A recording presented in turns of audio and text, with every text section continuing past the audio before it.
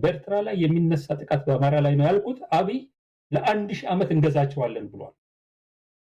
ለ1000 ዓመት አብይ መግዛት የሚችለው በእኔ እምነት በኤምሬት እርዳታ ኤርትራን መንግስት ጥሎ አሻንጉሊት መንግስት እዛ አስቀምጦ የኢትዮጵያ ተቃዋሚዎች ድጋፍ የሚሰጣቸው ምንም ኃይል በአካባቢው እንዳይኖር ማድረግ ከቻለ ይችላል ያለው።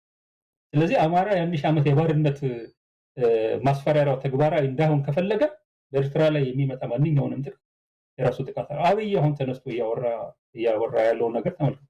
ስለ ወደብ ላመጣላችሁ ነው አይደለም እንደ ኤርትራን ወጋለው የሚል ማስመሰያው እሱ ነው። ነገር ያደርገዋል አያደርገውም እዛ ጽፌዋለሁ። ወታደራዊ ጉልበቱ አለው ወይ ህዝብ ድጋፍ አለው ወይ ኢኮኖሚ ይፈቅድለታል ወይ ምናምን ነገር ግን ተላላኪ ስለሆነ በኤምሬትስ ድሮኖች በኤምሬት ገንዘብ በኤምሬት ጥይትና ታንኮች የተገዛ በዚህ መንገድ የሚደረግ የሰው ኃይል የማያስፈልገው ውጊያ ማድረግ ይችላሉ ብሎ ሊያስበው ይችላል ያለው። ያደርገዋል አያደርገውም ገና ነገር ነው። ይቀድም እንዳለው በፊት ምንድን ነበር ያደረገው? አሰብ ብሎ ተነሳ። ሌላ ትውልድ ነው እንጂ እኔ አላልኩም ማለት ትቡስ እንደሆነ የዛሬ ዓመት ነው ምናምን ነገር ስለ አሰብ አውርቶ ወደ ሶማሌላንድ ሄደ ጊዜ ማለት ነው። ሶማሌላንድ ገባ፣ ያንን አይነት ችግር ፈጠረ። እንደገና ተጠምዝዟል ያለው። እንደገና በቀደም ለታ እስከ ወሎ ድረስ ምናምን የሚሄድ እና መተከልን እና አዲስ አበባን የሚጠቀልል አጀንዳ ለኦሮሞ ድርጅቶች ሰጥቶ አደባባይ እንዲናገሩ ካደረገና ህዝብ በዛ ጉዳይ ላይ በጣም የደነገጠበትና የጮህበት ሁኔታ ሲፈጠር ኤርትራ አሰብ የሚል አጀንዳ መጣ። ይሄ የኮንቪንስ እና የኮንፊውዝ ስትራቴጂው አካል ነው ወይ? ወደ መሳሪያ እያንቀሳቀሰም ድረስ የሚሄድ ነገር ሊሄድ ይችላል ያለው ነገር ግን ሊያደርገውም እንደሚችል አውቆ ዝግጅት ማድረግ ያለበት ያደርጋል። ግን አማራ አቋም በዚህ ሁኔታ ላይ ወደብን በተመለከተ አማራ እንደ ያለው ምንድነው ኤክስፖርት የሚያደርገው በዚህ ሰዓት ላይ? ምናልባት አቶ አንዳርጋቸው ከሱ ጋር የተያዘም ፋኖ ደረጃም ቀጣዩ ትብብር እንግዲህ ሰሜኖቹ እየመጡ ነው የሚል ስጋት ያው ብልጽግና መንደር በሰፊው እየተነሳ ነው ያለው። አብይ በተደጋጋሚ እያነሳው ነው። ሰሜኖቹ ሲባል ያው ህወሓትም አማራ ፋኖም ኤርትራም አንድ ላይ ሆነው ተያይዘው ይመጣሉ የሚል ስጋት ነው። ለማንኛውም ይህንን ይበትንልኛል ብሎ ያነሳው የሚጠብቀው አጀንዳ የዚህ የወደብ ጉዳይ ነው። የወደብ ጉዳይን በተለይ አማራው ያው የአንድነት ስሜት የኢትዮጵያዊነት ስሜት ከዚህ ከወደብ ጋር በተያያዘም ከሌላው ማህበረሰብ የበለጠ አማራው ዘራፍ ብሎ ይነሳል የሚል ግምት ስሌት አላቸው ብልጽግናው መንደር።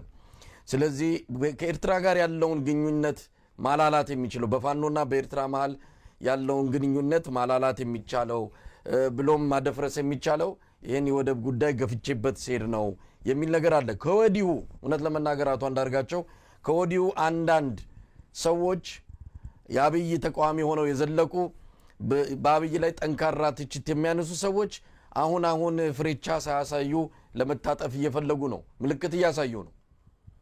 የወደብ ጉዳይማ የጋራ ጉዳያችን ነው። ከአብይ ጋር ያለንን የፖለቲካ ልዩነት ለጊዜው እንተውና ይህንን ነገር ማሳካት ይገባናል። ኢትዮጵያ ወደብ አልባ ሆና መቆየት አትችልም የሚል በጣም ቀፋፊ ስል ወደብ አስፈልገንም ከሚል አይደለም። ወደብማ ያስፈልገናል፣ ግን ወደብ እንዴት ይመጣል?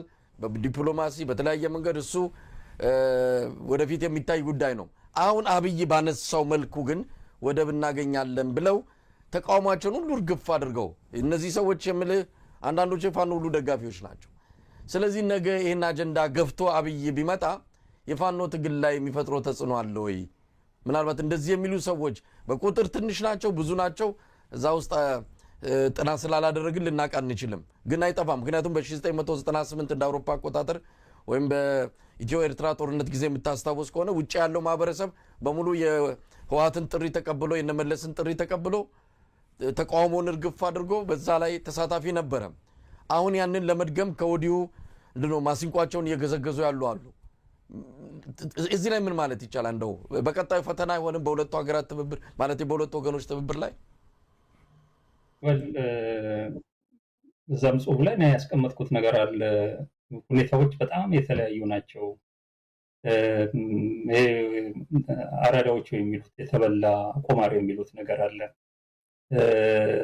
ከዚህ በኋላ በእንደዚህ አይነት ጸረ ኢትዮጵያ የሆኑ ኃይሎች በአደባባይ ማንነታቸው የተረጋገጠ ኃይሎች የኢትዮጵያ ጥቅም አስከባሪዎች ሆነው የሚመጡበት ሁኔታ በምንም አይነት የማይቀበል አብዛኛው ሰው የማይቀበል። እኔ አሁን አጀንዳ ያደረኩት ከአማራው ጋር ነው። ገብቷል። አማራ ባለበት ሁኔታ ወደብ የሚያስፈልገው ሰብሉን በድሮን እያቃጠለ በችጋር እየጠበሰው የትኛውን ትርፍ ምርት ነው ወደብ የሚያስፈልገው ያለው? ወደብ የሚያስፈልገው የአማራ ሕዝብ በድሮን ከሚጨፈጨፉት እና ከሚያልቁት እናቶችና ህፃናት ውስጥ የሚወጣውን ያልታመመ የሰው ልጅ ኦርጋን ኩላሊትና ጉበትና ሳምባ ወደ ውጭ ኤክስፖርት ሊያደርግ ነው ወደብ የሚያስፈልገው? በዚህ ደረጃ ነው። ገብቷል። ወደብ ለአማራ ምንድን ነው የሚያደርገው ያለው? ይሄንን አይነት ነገር ነው። ሌላ ምን አለው? አማራ ሬሳ ነው እንዴ በወደብ በኩል ኤክስፖርት የሚያደርገው? አማራ የሚበላው ባጣበት ሰዓት ላይ ተርፎት ወደ ውጭ ሀገር ለሚላክ ሸቀጥ ወደብ እንደሚያስፈልገው አድርገህ ስትመጣ አማራ ይነሳልኛል ብለህ የምጠብቅበት ሁኔታ ካለ ተሳስተሃል። ይሄ ቅድም ያልከውን አይነት አጀንዳ የሚያራምዱ የፋኖ ደጋፊዎች ከሆኑ እንዴት አድርገው ነው የፋኖ ደጋፊ የነበሩት እነዚህ ሰዎች? እንዴት አድርገው በምን ስሌት ነው? በአማራ ህዝብ ኢንተረስት አኳያ ከሆነ ነገሮችን የሚመለከቱት ምንድን ነው? እንዲህ አይነት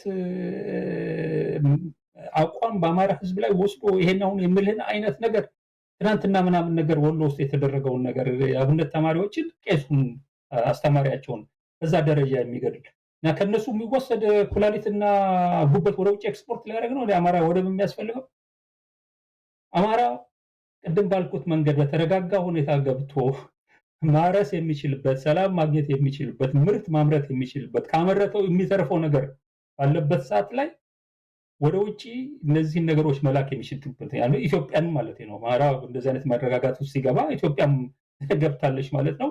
በጣም በቀላሉ ሸቀጡን የሚልክበት ወደብ ለአማራ በተለይ የአሰብና የምጽዋ ወደቦች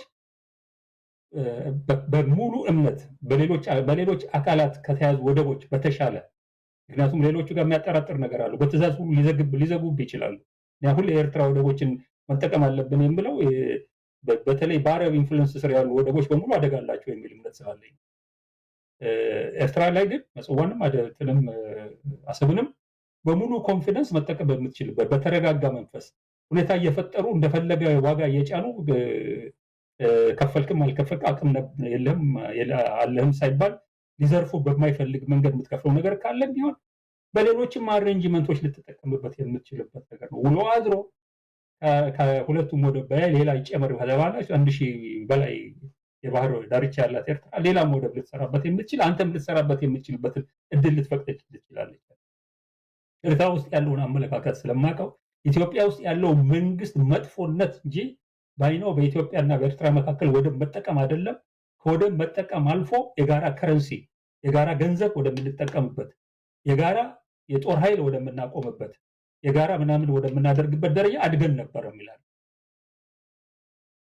ያንን አይነት ሁኔታ በቀላሉ መፍጠር የምንችልበትን ዘመን ማምጣት እየቻልን የአማራን ጨፍጫፊ በወደብ ስም እድሜውን ለማራዘም የሚደረግ ነገር የአማራ ኢሹ አይደለም። ሌላው ይፈልገውን ያድርግ። ነገር ግን ፋኖ በሚገባ ይህን ጉዳይ አውቆ በምን መንገድ ፖዚሽን መያዝ እንዳለበት የመናገር ኃላፊነት ስላለብኝ ነው እኔን ያስቀመጥኩት ያለው።